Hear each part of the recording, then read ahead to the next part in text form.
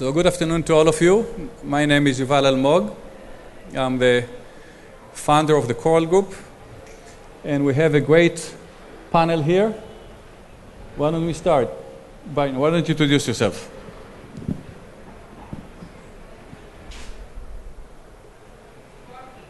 Hi. My name is Bjoern Woltermann. I work for Deutsche Telekom.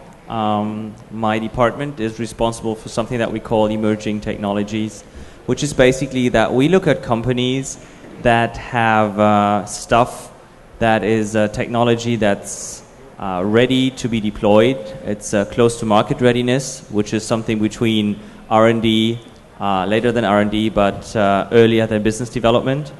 And we come here a lot to Israel and find companies in fields like payment or video streaming or something that's in the small medium business.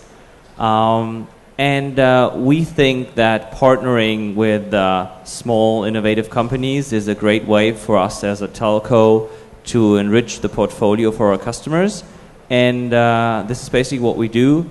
As a background, my team is an interdisciplinary team where we have economists, we have technology guys, we have designers that actually also come from different countries to basically reflect also their footprint that's different from us.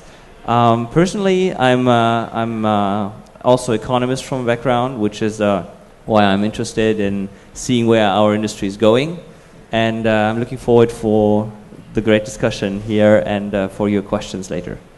Stephanie. So, hello everybody, I'm Stephanie Hospital. I'm Executive Vice President of Orange Digital, the digital and audience advertising that we've created a few years ago at Orange to be able to embrace the over-the-top world.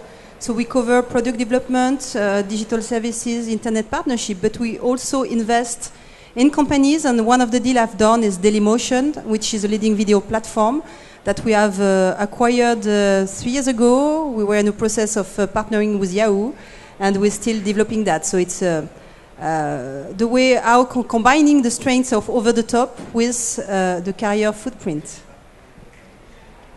Hi everybody, my name is Lilach Bar David, and I'm the VP of Business Development and Strategy in Leumi Card. Within Leumi Card is a credit card company, a leading credit card company in Israel owned by Bank Leumi. Within the organization, I lead a team of personnel that actually is in charge of creating opportunities and producing it inside the organization, especially in the digital innovation team. I really believe that Israel is a great location to innovate payments with, and I'm very happy to be here.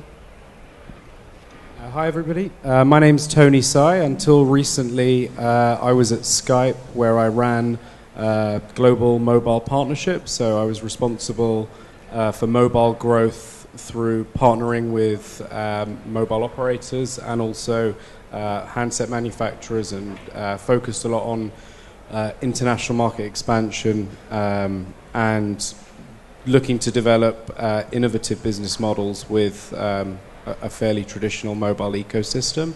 I'm now working with Saigh Growth Partners, which is a small business focused on helping consumer technology businesses grow internationally and develop monetization strategies.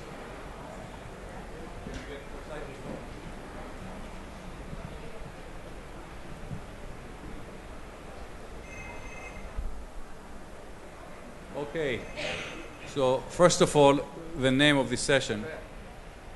Originally it was supposed to be Are we in the second inning? And I realize some of you don't know what the second inning mean. So for those of you that don't come from the United States or don't know what baseball is all about, baseball is the most popular game in the United States, and it played through 9 innings, 9 segments, not 2 halves, not 4 quarters, but 9 innings. And obviously to win, you need to win through the 9th inning. And if the argument is that you are in the second inning, then the game is just begun. If you're in the 8th inning, the game is almost over. And there are 2 schools of thoughts around the table. Some will argue that we are in the second inning of the game, and some will argue that we're in the 8th inning of the game. And at the end of this session, you will vote. But before we get there, let me frame the problem. On the right side, there's a big, bad, big guy, and it has all kind of carriers logos. Two of them are sitting around the panel today. And on the other side, Popeye is showing up. And throughout this conversation, Popeye, Google and Apple and the likes, we did not put the other contenders like Microsoft and Facebook for a specific reason you will see in a moment. But somehow these two are battling.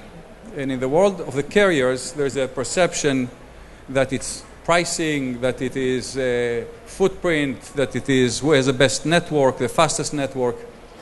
But it turned out that all of them buy equipment from the same suppliers, and they more or less deliver the same service, and they monetize almost exclusively voice.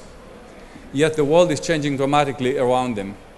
So we'll use the next 6, 7 slides just to frame the problem, and then we'll pass certain questions to the panel, and after that we'll open to the rest of you. So if I know how to operate this, we will find out. It's not this button. It's not this button. Here we go. Okay. So the traditional carrier is being challenged in its traditional businesses. And it's being challenged by new entrants that are radically different than the other carrier that they used to compete with. I was recently in a meeting with the CEO of Verizon and the CEO of AT&T, and both of them view Google and Apple as a much bigger enemy than, in spite of all the relationship they have, than competing with. They're willing to align forces to fight Google, is what I'm saying. So there you go. The voice, the traditional bread and butter of the carrier, is now being challenged by Skype, who is presented here, Vibers and the like. The voicemail is now moving to Google and many other options for voicemail on the web. Those are just simple apps. Texting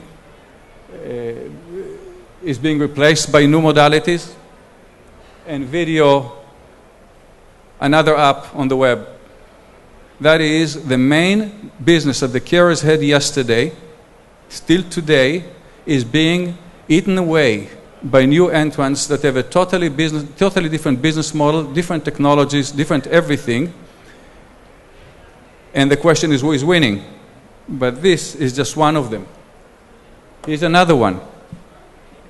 We believe that in the era of the web, those that choose to become not consumer-centric run a huge risk. And in fact, we believe that this is a ascent of a subscriber-centric model. The new phones today have nothing to do with the carriers. The new preferences, like cloud services, have nothing to do with the carrier. The new delivery modalities are bypassing the classical spectrum. And a new king in town is showing up dressed as an Apple and a Google. And a little bit of carrier technology will fix this problem. Okay, thank you. So in a consumer-centric world, we believe that the battle that is being fought is on the heart of the subscriber, not on spectrum and not on anything else.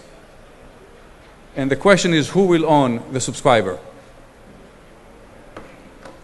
In a consumer-centric world, you surround the customer with layers after layers of services, and you lock him in not as a hostage to voice message, to voice or to his number, but you're locking him through a series of services that create dependency between it and the supplier, between the subscriber and so the first thing the subscribers see or hold to interface to the rest of the world is a device.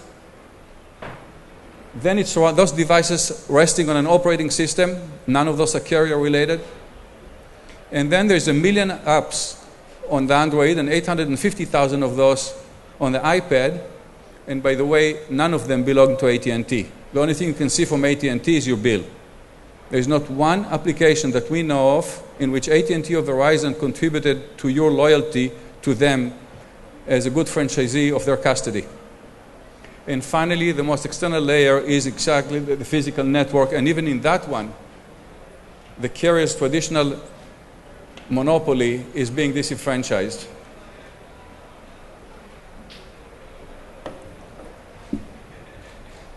Here are two lists where people like to go work. People that came with the best innovations, the best brains, the best education. None of them is a carrier.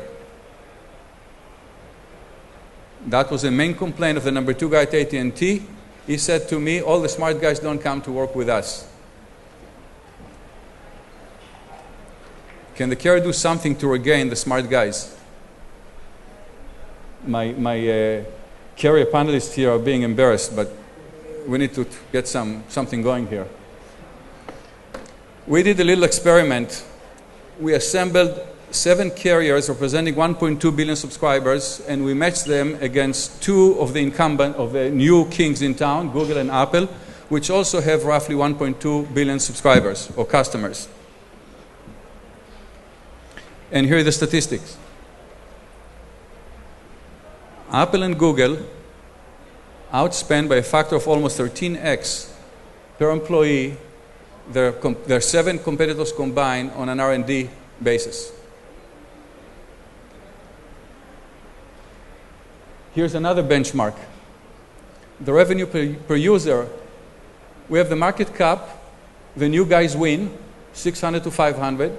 Revenue per user, the service providers have much higher number. However, less cash per user, less R&D per user, less patent per employee, less users per employee by a factor of 10x. The question is, can the traditional carrier modify its business to become a contender against these new entrants that are marching with vengeance to go after its franchise? To top it all off, not only they're stealing the customers, now Google is trying to steal the physical infrastructure as well. And so, what should the carrier do? I have summarized the 6 questions, and we're going to start with those. That will take us 15, 20 minutes or so, and then we'll open the panel to answer your questions. So the first question. Stephanie, can you guys do something that the customer would care about? If I don't want to follow your advice and send my CV to everybody outside the carrier's world, yes, we definitively have to do something. So I hope you will be wrong and that carriers still have a lot to do. And they are already doing a lot. I mean, if you look at the main assets of carrier, there are 2. The network and the customer base. So we have the network and we have the possibility, and without the carriers, you won't be here. You won't be here with your company because you won't have this network connectivity that has enabled the Apple, the Google of the world to be there. So investing into the network and generating services based on the high-speed networks will be a solution for us. This is what we're doing with video on 4G on fiber. Second aspect is to invest into the services that will be generating customer loyalty by bundling those services with access. It's about mobile payment. Today, for example, Orange is more known in Côte d'Ivoire or in Senegal for Orange Money, is banking payment than a carrier, and it's very successful. And it's based on the customer base. Same with video, same with cloud services. Network, it's about storage. And we're launching cloud services to be able to stick the user and offer him what other players can't offer. That is to say, the latency, the easy way of managing your stuff, and in security, because also this is the last point, carriers are bringing trust. We're here for more than 100 years. We have a very trustful relationship with you guys, intimate relationship, and we can bring that trust with marketing and with new services, but it's clear we have to react, and to react we have to adapt the code of all the lean startup, the agile model that we're facing in front of us. Who of you is using Spotify? Who knows Spotify? Heard of? Yeah? So, for example, about a year ago, we in Germany, we did a partnership with Spotify where, you know, it's very easy to use the service if you're at home because you're, you know, your computer is 24/7 connected and you're just streaming and you just don't care. If you're on the go and you're streaming high quality Spotify music, it basically kills your data plan in, I don't know, a week, maybe sooner. So what we said is in certain tariffs and plans that we give to our customers, there is a flat rate for Spotify included, and it's not counting for your data traffic. So now it's for a heavy music savvy user better to go to our network than to do it anywhere else, because this part of the service is already included. And I think we have to look for more like these use cases where it actually matters. Another thing that we do is mobile TV. We have a mobile TV offering, which is the standard TV channels. And if you're on the mobile and you pay, I think, €5 a month to look the free-to-air channels over your 3G or LTE network, we include the traffic already into this, because otherwise watching the news will cost you a fortune, which you probably wouldn't do otherwise. Since it's internal for us, internal traffic, we can do something like this. And I think these are examples of services that matter to the user and that just we can do because we actually own the infrastructure in this part. I think that it's not a question about owning the customer, but because nobody actually is owning the customer, but it is a question about a choice. The consumer actually has now a lot of options, and for us to become the best solution for him, the choice one, we need to create value. Look at our industries, for example. Payment is boring. Nobody likes to talk about payments. It's a commodity, but everybody loves to shop. So if we take the payment and integrate it into a whole shopping experience, people will see the relevancy and the value in that.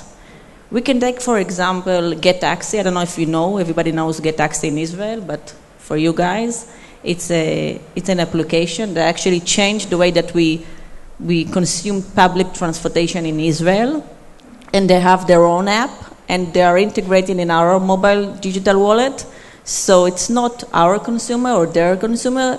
The consumer actually has a choice, and he can choose from one or two or maybe millions of solutions. So if I think about it, the corporates that actually will create value and create innovation and engage with the consumer for the long term will be here, and they will matter, and they can beat disruptive technologies, but the one that won't do it, they will have a problem. No, I mean, I think I'd echo what Lilach saying about owning the customer. I think that's a very first inning way of thinking about things. I think that fundamentally no one owns the customer. Customers have a varying degree of relationships with many different services, and moreover, the switching costs are very low. I mean, you know, at Skype, which was very much seen as a leader, how many people here use Skype? Okay. How many people here use Viber? Quite a few. How many people use WhatsApp? Right. So, you know, the switching costs are very low for customers today. So even the disruptors get disrupted. You know, Viber has 200, 300 million users. Skype has 300 million users, which took 10 years to get, took Viber 3 or 4 years. So I think that what that means is that everyone has to up their game, which is great for consumers in terms of how do they deliver the best value and innovation to their customers, which you can talk about a little bit more. But okay, so Bjoern, in the world of tomorrow, who wins, the ecosystem or the network?